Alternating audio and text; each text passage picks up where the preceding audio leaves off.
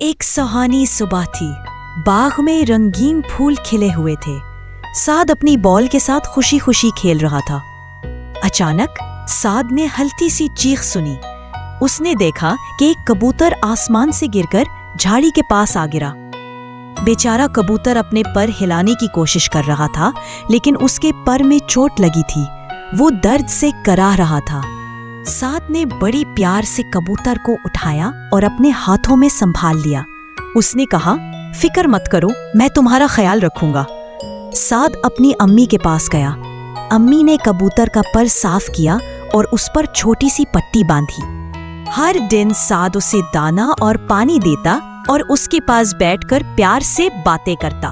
دھیرے دھیرے کبوتر بہتر محسوس کرنے لگا۔ ایک دن کبوتر نے دوبارہ اپنے پر ہلانے کی کوشش کی۔ سعد بولا، تم کر سکتے ہو میرے دوست۔